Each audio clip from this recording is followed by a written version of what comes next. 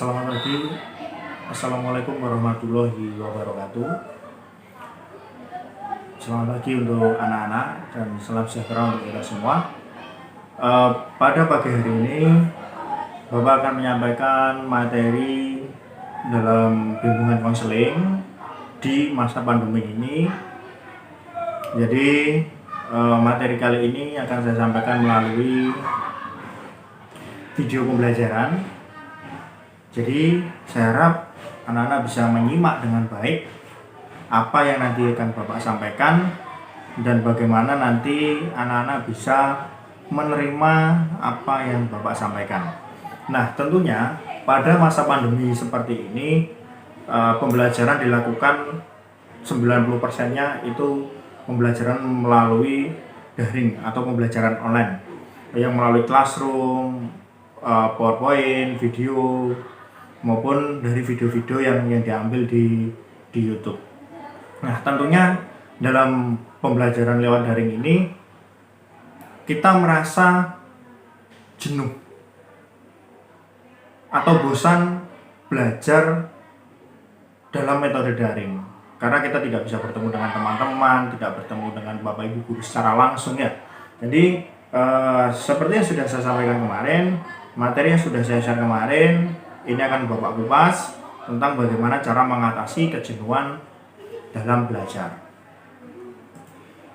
Jadi di sini ada tujuannya ya, dari tujuan layanan ini. Satu, mengidentifikasi berbagai macam penyebab kejenuhan dalam belajar. Menjelaskan bagaimana cara mengatasi kejenuhan dalam belajar. Yang ketiga, mengklarifikasi berbagai macam perilaku yang menunjukkan sikap jenuh dalam belajar. Jadi tujuannya itu ada 3. Yang keempat, menganalisis teknik yang sesuai untuk mengatasi kejenuhan dalam belajar. Bisa disimak, di sini ada penyebab-penyebab kejenuhan dalam belajar ya. Menurut Chaplin dalam Mahubin Shah 2012 ya, bukunya halaman 181, kejenuhan belajar dapat melanda siswa apabila ia telah kehilangan konsolidasi salah satu tingkat keterampilan tertentu sebelum siswa tersebut sampai pada tingkat keterampilan berikutnya. Jadi timbul suatu ketidakstabilan ya. Selain itu, kejenuhan juga dapat terjadi karena proses belajar siswa telah sampai pada batas kemampuan jasmaninya karena bosan dan keletihan. Jadi faktor-faktornya selain lelah, letih itu mungkin metode yang kita gunakan juga kurang menarik untuk anak-anak, makanya menyebabkan suatu kejenuhan dalam belajar itu. Atau mungkin anak-anak sendiri sudah lebih paham materi yang disampaikan Bapak Ibu guru terlebih dahulu daripada teman-temannya. Akhirnya seakan-akan kita mengulang seperti itu. Nah, di sini ada macam-macam keletihan siswa, yaitu yang pertama keletihan indera siswa, yang kedua keletihan fisik siswa, yang ketiga keletihan mental siswa. Yang dimaksud yang pertama dari keletihan indera. Indera itu ada pendengar, ya, perasa, terus untuk melihat. Akan tetapi yang digunakan dalam metode daring ini kebanyakan yang merasa keletihan yaitu indera penglihatan atau mata. Jadi terlalu lama dalam memandang atau melihat, mengamati di layar laptop maupun di layar handphone smartphone kalian menyebabkan mata terasa lelah. Ya, akhirnya mereka yang kedua menimbulkan suatu keletihan fisik.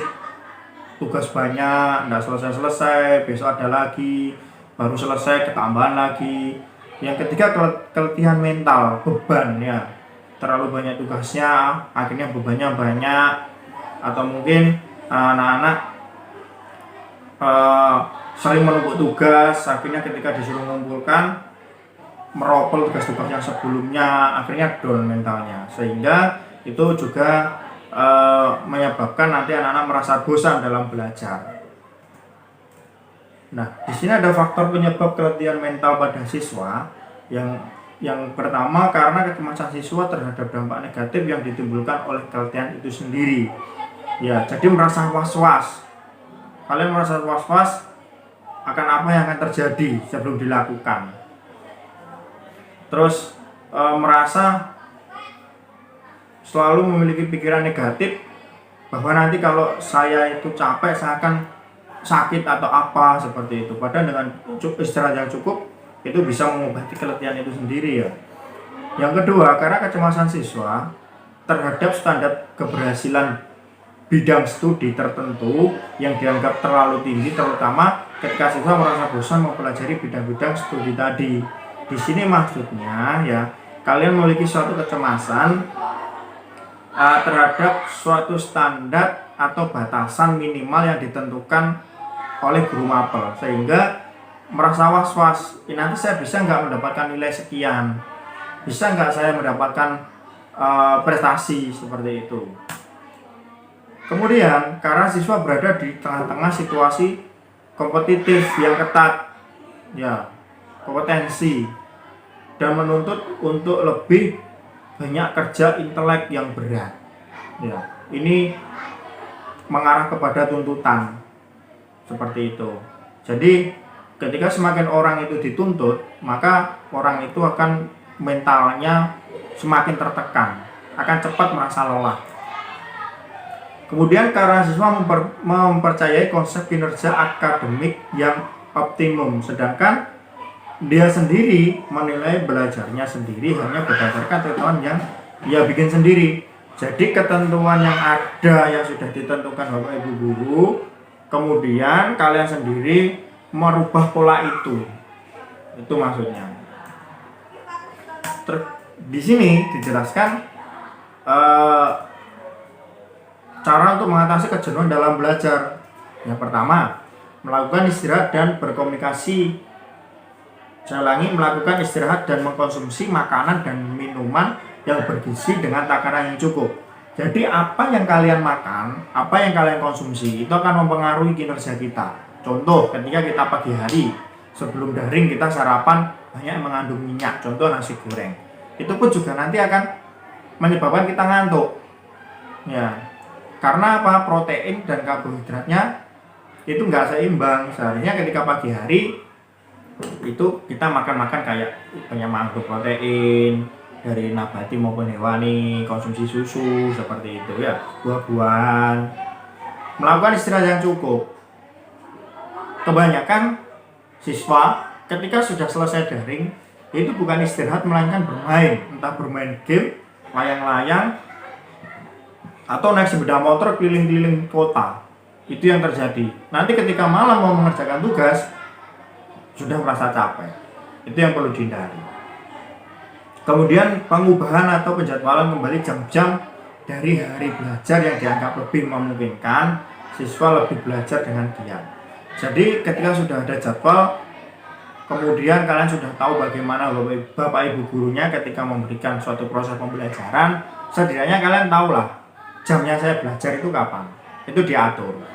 Jamnya saya mengerjakan tugas kapan, jamnya saya bermain kapan. Itu diposisikan.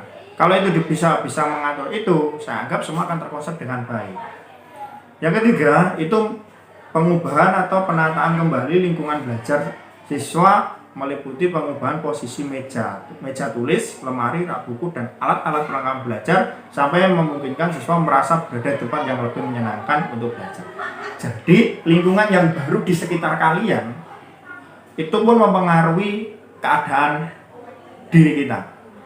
Contoh, kita dengan mengubah posisi meja saja atau mengubah suatu dekorasi dalam ruang belajar, tempat belajar di mana tidak harus di kelas maupun di ruang kamar atau di ruang tamu, mungkin di luar, itu pun akan berpengaruh. Ya, akan berpengaruh dalam semangat kita belajar. Suasana baru yang menarik itu akan mempengaruhi tingkat konsentrasi kita dan tingkat kesenangan kita untuk belajar. Ya, ada motivasi dan stimulus baru agar siswa merasa terdorong belajar lebih giat daripada sebelumnya. Jadi jika merasa lelah, bolehlah kita curhat-curhat kepada orang tua kita untuk meminta motivasi, atau mungkin kepada teman-teman kita untuk memberikan semangat supaya nanti belajar kita lebih giat daripada sebelumnya. Karena apa? Semakin banyak kita punya teman dan semakin sering kita berkomunikasi secara positif kepada orang lain, itu akan memberikan dampak yang positif untuk kita. Ya, yang kelima, harus berbuat nyata, ya, apa adanya, tidak mengarang, ya, tidak mudah menyerah atau menyepelekan. Ketika ada tugas ditinggalkan, ketika jam nggak mau mengerjakan, ya.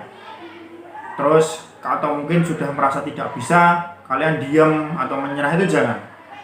Jadi tetap terus belajar dan mencoba lagi. Jika tidak bisa, tanyakan secara langsung di guru mata pelajarannya. Jadi seperti itu.